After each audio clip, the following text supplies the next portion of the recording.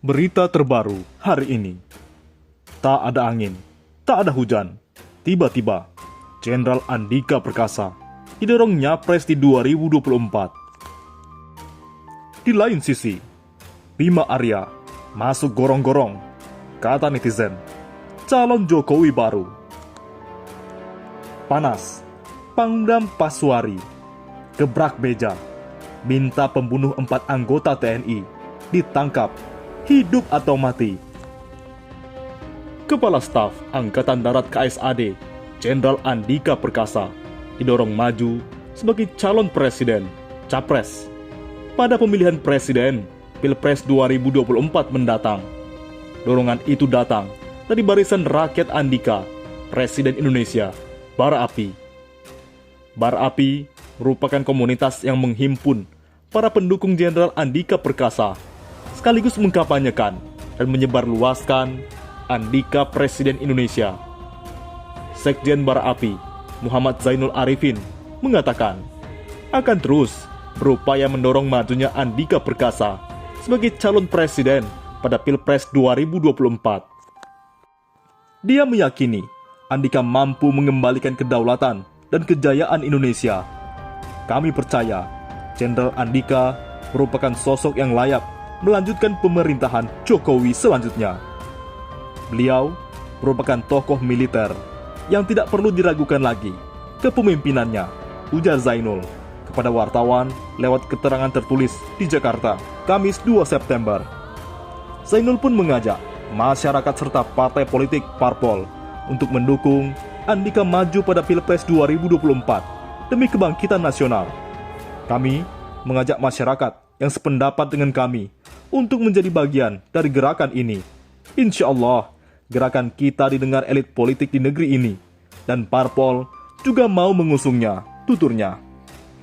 Sementara Ketua Bara Api, Adi Kurniawan, mengungkapkan alasannya mendukung Andika. Menurutnya, di antara nama-nama yang muncul, hanya sosok Andika lah yang tidak pernah melakukan kegaduhan politik. Selain rekam jejak yang bersih dari kasus hukum, Andika, kata Adi, juga merupakan sosok pemimpin yang memiliki kepedulian kuat terhadap prajurit TNI Angkatan Darat yang dipimpinnya. Beliau juga berpihak yang sangat jelas terhadap kedaulatan NKRI. Kami yakin Indonesia dapat bangkit dan memiliki kekayaan serta dapat diperhitungkan internasional apabila beliau jadi presiden. Sudah saatnya Indonesia berdiri gagah, tandasnya. Kata netizen, asalkan tidak nyapres melalui partai juara korupsi, kita pasti dukung. Kita tidak perlu sosok yang nganu-nganu. Kita perlu sosok tegas yang dari militer. Di lain sisi, Bima Arya masuk gorong-gorong, kata netizen. Calon Jokowi baru. Netizen mencibir Wali Kota Bogor Bima Arya Sugiarto yang nekat masuk gorong-gorong pada Sabtu siang 8 Agustus 2021 lalu. Padahal, gorong-gorong itu bukan sembarangan gorong-gorong. Diduga merupakan terowongan peninggalan zaman Belanda. Bima Arya mengenakan pakaian serba hitam dengan masker. Dia juga membawa sebuah linggis. Bima rupanya penasaran dengan terowongan bersejarah itu. Bima ingin melihat langsung temuan gorong-gorong yang disebut sebagai saluran air itu. Dia antusias menyusuri bangunan berbentuk terowongan tersebut. Tidak lama berada di saluran air tersebut. Setelah keluar dari gorong-gorong, Bima bercerita jika terowongan tersebut berada di sekitar 2 hingga 3 meter di bawah permukaan tanah. Netizen di Twitter yang melihat berita Bima Arya masuk gorong-gorong pun bereaksi. Mereka mencibirnya sebab dinilai mirip pencitraan Joko Widodo di awal-awal jadi gubernur DKI Jakarta. Calon Jokowi baru, sang pendobrak pencitraan, sang penguasa gorong-gorong, makmum besar. Bima Arya siap jadi presiden 2034 dengan dukungan PAN. Dan wangi siap masuk 3.600.000 gorong-gorong se-Indonesia, sindir akun BSton Leber. Pak D dan Bima Arya benar-benar titisan dewa yang mau merakyat. Nikmat mana lagi yang engkau dustakan? Ucap Bimo Maur cetus akun tersebut. salah satu syarat utama pemimpin masa depan sudah dipegang Bima Arya. Selanjutnya, lempar-lempar baju dan sembako. Ayo, semangat kakak, sindir akun DYS. Pak, mohon maaf, udah pernah ngerasain dipimpin yang berasal dari gorong-gorong. Kami butuh pemimpin, new mind, sebut akun Raffi Zakon. Di lain sisi, panas, Pangdam Kaswari gebrak meja, minta pembunuh 4 anggota TNI ditangkap, hidup atau mati. Penyerangan yang menewaskan 4 prajurit TNI AD di Pos Ramil Kisor, Distrik Aifat Selatan, Kabupaten Maibrat, Papua Barat, pada Kamis pagi 2 September 2021, membuat Panglima Kodam Pangdam 18 Kaswari, Mayor Jenderal TNI Nyoman Cantiasa, benar-benar murka. Maijen Cantiasa sampai menggebrak meja saat memerintahkan jajarannya untuk menangkap pelakunya. Seperti diketahui, selain 4 orang meninggal, 2 prajurit TNI lainnya mengalami luka bacok. Kalau mereka berani angkat meja, kita hancurkan meja itu, kata Cantiasa, membakar semangat para anggotanya beberapa jam usai penyerangan.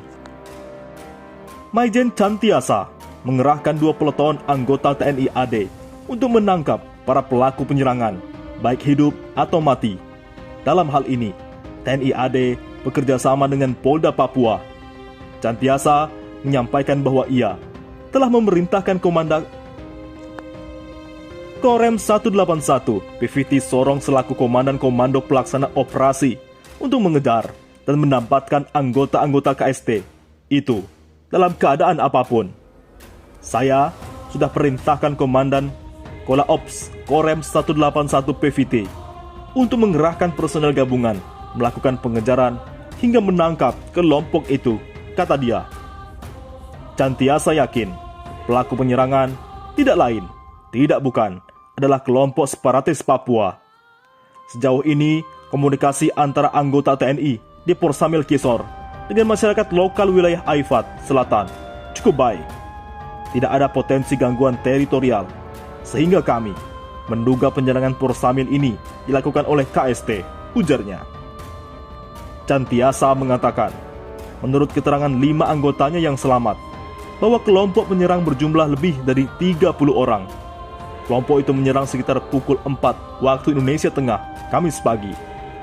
Lebih dari 30 orang dengan menggunakan senjata tajam, parang, menyerang pagi hari, mengakibatkan anggota TNI Angkatan Darat gugur.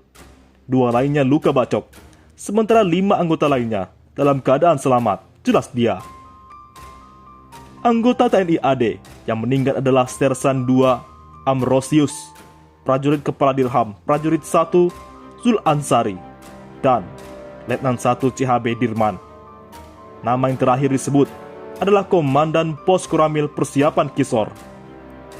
Jasad mereka semua sudah dievakuasi ke markas Kodim 1809 Maibrat yang dikomandoi Letnan Kolonel Infanteri Hari Ismail. Adapun 2 personel lain yang terluka bacok, yaitu Sersan 1 Juliano dan prajurit 1 Iqbal, sudah dievakuasi untuk menjalani perawatan di Rumah Sakit Maibrat, kata Cantiasa. Adapun Sersan 2 Amrosius, prajurit Kepala Dirham, dan prajurit 1 Zul Ansari ditemukan tewas di Pos Ramil Kisor.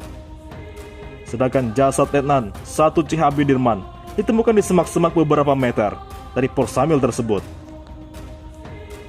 Dan inilah pengakuan prajurit yang selamat. Setelah 1 dari 5 prajurit TNI yang selamat mengungkapkan kesaksian mereka saat diserang. Prajurit itu mengaku dirinya menyelamatkan diri dengan melompat ke sungai dan meninggalkan pos yang diserang. Dirinya mengaku saat itu tidak memegang senjata sama sekali. Senjata di sana, saya tidak bawa apa-apa. Saya langsung lompat ke sungai, katanya. Menurut prajurit tersebut, para penyerang rata-rata membawa senjata seperti panah, senjata pucuk, dan ada juga senjata rakitan. Mereka pakai pucuk dan ada senjata rakitan, kata dia. Saat ditanya apakah dirinya sempat merekam dan memfoto, prajurit itu diam. kata seorang prajurit yang merekam kesaksian pemuda itu.